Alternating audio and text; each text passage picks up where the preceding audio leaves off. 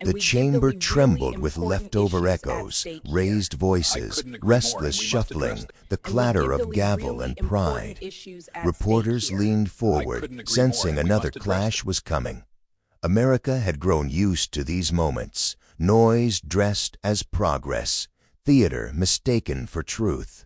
But then, silence. Adam Schiff's gaze lifted from his papers. Across the aisle, Jasmine Crockett stood motionless, her hand resting gently on the podium.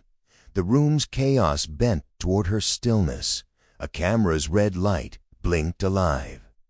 Her voice entered the air like a steady flame. "Peace isn't weakness," she said. "It's the loudest strength we have left." The words didn't shout, they landed. Heads turned. Conversations died mid-breath. Schiff's eyes narrowed, not in defiance, but in recognition, as if hearing something long forgotten.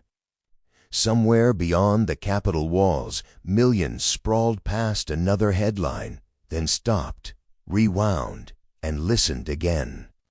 In a city addicted to conflict, this quiet moment carried the weight of a storm. It wasn't just what she said, it was how she said it.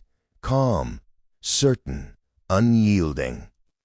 But then, outside the Capitol, the nation hummed with fatigue. Every headline was a feud, every debate a demolition.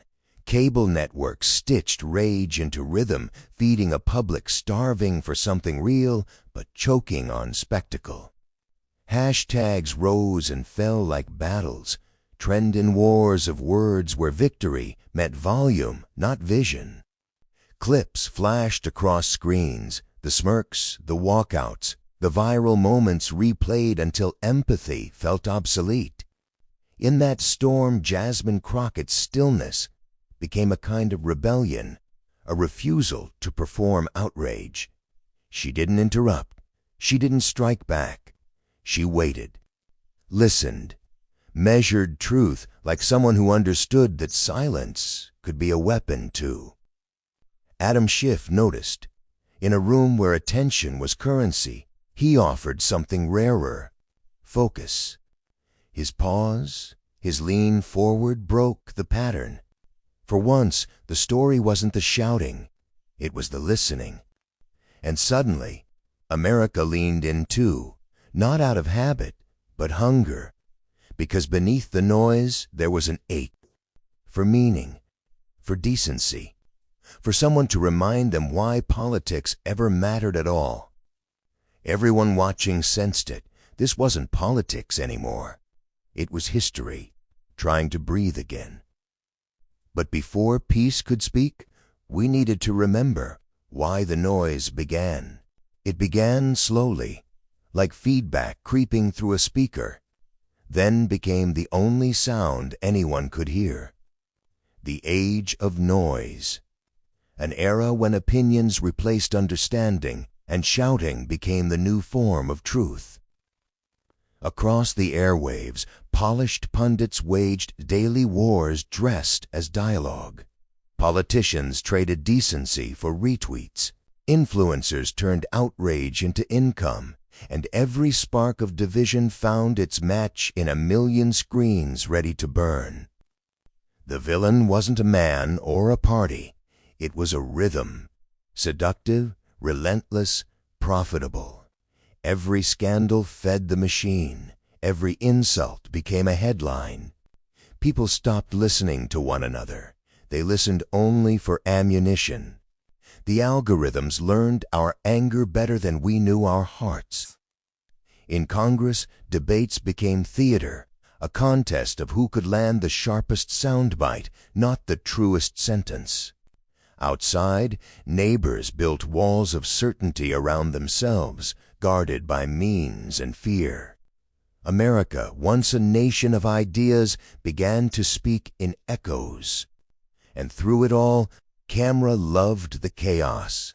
The flashing lights, the red-faced tirades, the viral takedowns, it all looked like energy, but it was exhaustion. the kind that seeps into the bones of a country until outrage feels like oxygen. By the time Jasmine Crockett stepped into that chamber, the air was thick with it. Years of noise layered like smoke, blinding everyone to the possibility of calm. Schiff had played his part in it too, as everyone had. But something about this day felt different, fragile, almost holy. Because beneath the roar of division there was a faint sound, a heartbeat, steady and unbroken, reminding the nation that truth had not yet gone silent. But amidst the noise, one voice had been quietly preparing, shaped by struggle, faith, and fire. Long before her name echoed across the house floor, Jasmine Crockett's story began in the quiet corners of struggle.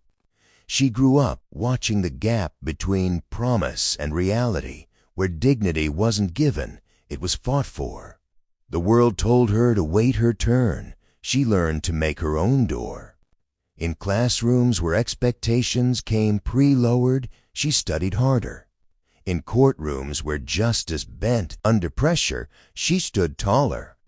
As a liar, she carried more than briefs and case files. She carried the weight of people who had run out of second chances, mothers wronged by systems, young men swallowed by statistics, families who believed fairness was just a word politicians used. Late nights in small offices, she'd stare at the glow of her desk lamp and whisper the same mantra: "Peace is not surrender. Peace is proof you're still standing." It became her compass, the calm beneath her fight. But the world didn't make it easy. She faced condescension disguised as advice, cruelty masked as humor, and headlines that shrank her complexity into labels. Still, she never raised her voice to match theirs. She raved her presence instead. Her path to Congress wasn't paved with power brokers of privilege. It was carved from grit, the kind that comes from knowing what it's like to be dismissed and daring to speak anyway. When she took her oath, she wasn't chasing status. She was protecting a promise that truth, told without fear, can outlast any insult. Jasmine learned that peace doesn't mean quiet. It means clarity in the noise. That's why when chaos swirled through the chamber that day, she didn't flinch. Her whole life had been preparation for it. Every argument, every doubt, every moment someone tried to make her small. And on that day, when the cameras rolled and tempers flared, she would need every lesson she'd ever learned. It started with a murmur, the kind that grows teeth. A few sharp words from one corner, then another. Soon the chamber was alive again with accusation and deflection, the air thick with the familiar rhythm of rivalry. Voices rose, layered, undistinguishable, a chorus of conviction and ego. Papers slapped against desks, cameras zoomed in, eager to capture the next viral flashpoint. Adam Schiff sat still at first, his jaw set, eyes tracing the noise as if reading an old script. He'd seen this play before. Outrage sold his leadership, thunder without rain. But this time, something inside him resisted the pull to join the melee. Across the aisle, Jasmine Crockett stood motionless. No retort, no performance, just presence. Her silence sliced through the pandemonium, not by force, but by focus. While others clashed for dominance, she seemed to be listening for meaning. The contrast was unbearable. One side desperate to be heard, the other powerful enough not to shout. The narrator's voice lowered, almost reverent. In that room, two Americans faced each other, the loud and the listening. One drowning in its own echo, the other standing quietly against the tide. Schiff's expression shifted. The furrowed brow softened, replaced by something rare in politics: curiosity. He leaned forward, elbows on knees, eyes locked on her. Around him, the arguments dulled to distant thunder. One by one, the voices faltered. Even the air seemed to pause, waiting. Crockett lifted her gaze, steady and unflinching, and the room that had moments ago burned with fury stood perfectly still. Schiff exhaled, as if realizing silence had a sound after all. And that's when she said the one thing no one expected, the line that would echo far beyond the walls of Congress. For a moment, no one moved. Jasmine Crockett stood in the center of the storm's aftermath, calm, composed, resolute. The air in the chamber held its breath. Then she began to speak. "I've listened," she said softly, her voice steady, unhurried. "I've listened to the noise that fills these halls, the anger, the fear, the need to win instead of understand. And I've realized something. Peace isn't silence. Peace is strength that refuses to perform." Her words flowed with precision, each syllable deliberate, each pause intentional. There was no tremor of rage, no hint of weakness. She spoke like someone who had seen what division costs and decided never to pay that price again. Across the aisle, a few lawmakers exchanged glances, waiting for the catch, the attack, the partisan sting. But it never came. Some of us grew up knowing what it means to fight every day just to be heard. And maybe that's why I know the value of listening. Because when no one listens, truth dies quietly, right next to hope. The camera found Schiff's face, his features softened, eyes reflecting a flicker of recognition. He wasn't just hearing her words, he was feeling the quiet authority behind them. The room that once vibrated with defiance now began to hum with reflection. Crockett pressed on, her tone still calm but gathering force. "We've mistaken shouting for courage. We've mistaken anger for leadership. But the real test, the hardest one, is to stay human when you're surrounded by noise." The gallery stilled. Even the air conditioning seemed to hush. Schiff leaned back slowly, his shoulders dropping as though the tension of years had found release. Crockett's gaze swept the chamber, meeting eyes that had avoided hers before. "I don't want an America where we win arguments. I want one where we win each other back, where disagreement doesn't mean disrespect, where peace doesn't sound like surrender. It sounds like home." Somewhere above the chamber, the lights glimmered just a little brighter. Her voice, no longer confined to walls, felt like it was speaking beyond them, reaching living rooms, phone screens, hearts tired of division. Montages, her words layered over scenes of everyday Americans, a mother holding her child during a protest, two neighbors shaking hands over a fence, veterans saluting together under one flag. "Every generation has its fight," Crockett continued. "Ours is against forgetting that we are one people, that we bleed the same red, and that peace is the work of the brave, not the privilege of the quiet." Her tone deepened, the cadence now poetic. "We've built too many walls in the name of pride, and not enough bridges in the name of purpose. But bridges last. Bridges carry, and every time we choose understanding over insult, we lay another stone towards something that will outlive us." Schiff's lips pressed into a faint smile. His eyes shone not with pity or performance, but respect. Around him, the partisan lines seemed to blur, if only for a heartbeat. Crockett concluded, "We can keep shouting and the world will keep burning. Or we can listen, listen, and maybe, just maybe, the world will start to heal." Her final words hovered in the chamber like a prayer left unfinished. Then came the silence, heavy, holy. No one dared to fill it. Schiff lowered his head, A few others followed. The cameras captured it all. A moment too pure for spin, too sincere for editing. That silence traveled faster than any speech. Within minutes, clips spread online. Jasmine Crockett's peace speech. Comment sections filled with disbelief and gratitude. Some called it brave, some called it naive, but no one could deny something had shifted. And in that stillness, Schiff exhaled, the faint trace of awe crossing his face. It wasn't agreement that bound the room. It was the sudden, humbling realization that truth had spoken, and every heart, even the stubborn ones, had felt it. But when the speech ended, the silence wasn't the end. It was the spark that lit a national wildfire. By nightfall, the moment had already broken free from the chamber. Within hours, clips of Jasmine Crockett's speech flooded every corner of the internet.